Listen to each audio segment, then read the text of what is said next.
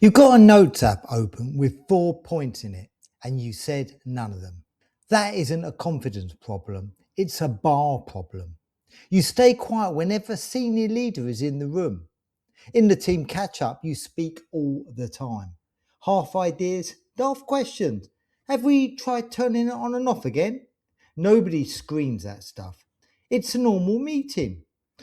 When the senior leader's there, something in you starts checking every thought before it's allowed out. Is it smart enough? Is this the kind of thing that gets said in front of senior leaders? Most of them fail the check. So you sit there nodding, building a small graveyard of things you decided weren't worth saying. Then someone else says point number 2 off your list in worse words than you had and gets the good point for it. None of that is you being out of your depth. Out of your depth doesn't have 4 points ready. Most people think it's about nerves. The confident people just don't feel the fear, and that you do, and that's the whole difference. But look at what's going on in your head. It isn't fear, it's marking. You're not panicking in there. You're sitting there, quietly failing your own ideas, one by one, like the world's harshest examiner, before a single word gets near your mouth. Why do you feel nervous speaking up in a meeting when there's a senior leader in the room? You're not too scared to talk. You've quietly banned yourself from saying anything that isn't brilliant. Every meeting has a bar, not the good kind. It's the height a thought has to reach before you'll say it out loud. Under the bar, you keep it in. Over the bar, it gets said. With your own team, the bar's on the floor. A half-formed thought clears it. A guess clears it. You say things that are 70% right and let everyone else build the other 30. And that's just a meeting working properly. Then there's a senior leader in the room and you pick the bar up off the floor. And you don't stop at a sensible height. You lift it clean over your head up to the light fittings to roughly this needs to be the single best thing anyone says in the meeting. Here's the trouble with a bar up there. Nothing gets over it. Not because your thoughts got worse the moment the senior leader was in the room, because you set the pass mark higher than human thoughts go, and then read the silence beneath it as proof that you're empty. That's the bar. The exact same point you would have said in the team catch up now has to clear a height you would never ever hold a colleague to. So you hold it and say nothing and decide it was probably for the best, which turns the whole story on its head. You didn't stay quiet because you had nothing. You stayed quiet because you set the bar where nothing survives. And here's the bits worth hearing. Nobody else was clearing the bar either.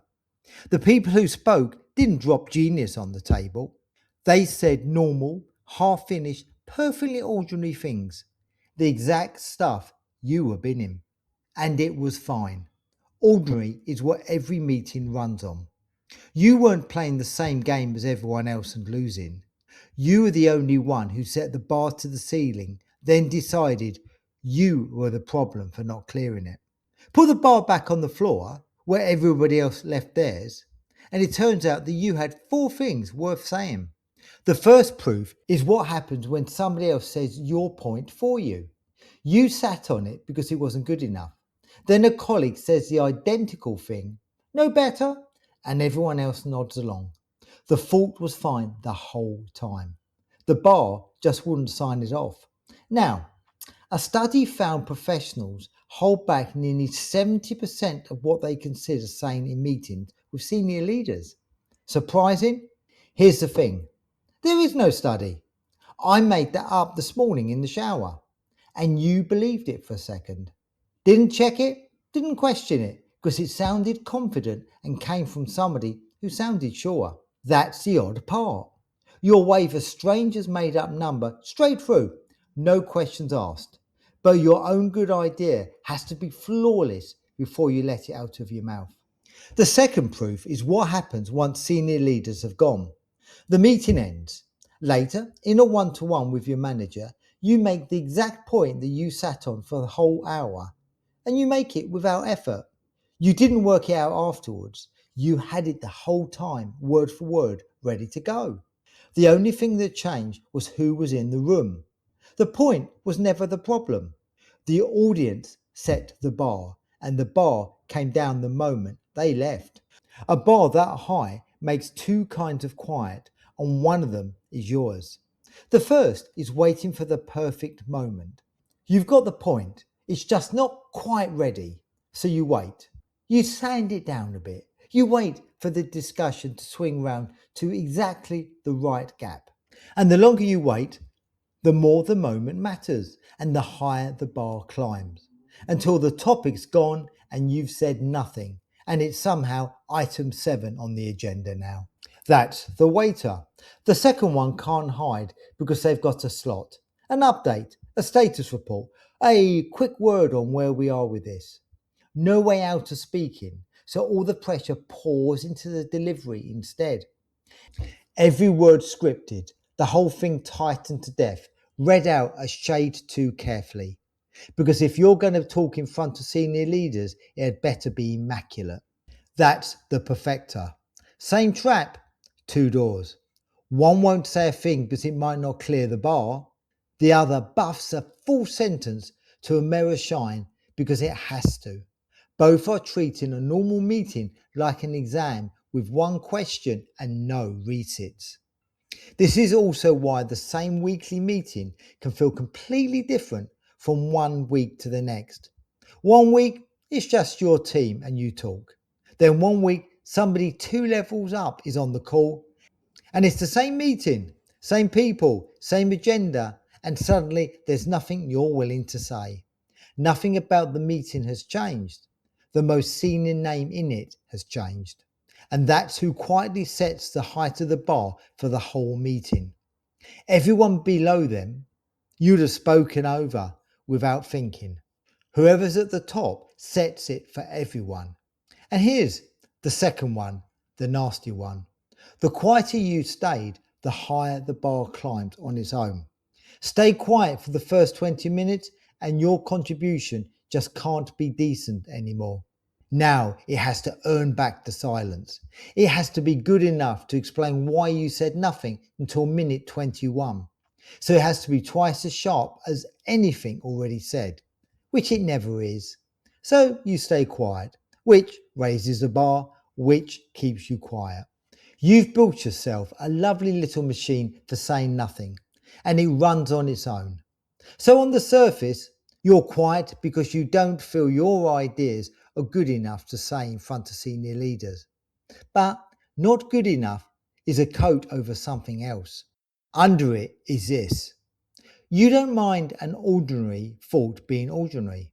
You mind a senior leader seeing you have one. An average comment from anyone else is just a comment. The same average comment from you in front of them feels like it gives something away. And under that is the actual fear. Not that the idea is weak, that a weak idea in front of the right person counts as evidence.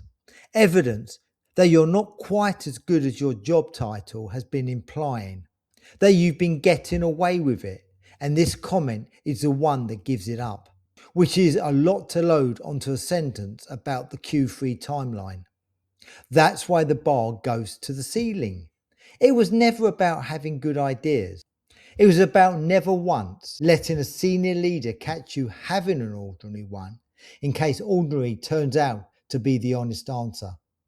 Under all of it is a rule you've never said out aloud, that the people at the top are quietly deciding whether you belong and that they decide in small moments. And that's one forgettable sentence could be the exact moment they decide you don't. It feels like having standards. It works like a hand over your mouth, pressed hardest in the room where being heard would help you most. And the whole thing runs on a belief that dies the instant you say it out loud. That the senior leaders are sat there marking every fault you have. They're not. They came for the headline number and they're half thinking about the meeting they've got straight after yours. 20 minutes later, they couldn't tell you a single thing you'd said. You built an examiner. You sat them at the head of the table. You stayed silent to avoid failing any test they didn't set and have already forgotten they were sitting in. Next meeting with a senior leader in it, say the first useful thing you think of before you've had the chance to lift the bar on it. A question counts. Agreeing with somebody out loud counts. Not the perfect version, the team catch-up version. Say it while the bar's still on the floor. So, why do you feel nervous speaking up in a meeting when a senior leader's in the room? You weren't short of things to say. You had them ready, sitting in your notes. You just set the bar so high that your own good points couldn't clear it, then read your silence back as proof that they weren't worth saying. Not, I can't speak up in front of senior leaders. Try, I had the points. I just held them to a standard nothing could meet. One of those keeps you quiet in every room that counts. The other means you spotted the bar, put it back where everyone keeps theirs, and said the thing. Anyway, I once held a point for entire leadership meeting, decided it wasn't sharp enough, and watched someone say the exact same thing 10 minutes later to a warm round of nods. He's a senior leader now, probably unrelated. If that helped, consider subscribing. It gives me an excuse to make another one.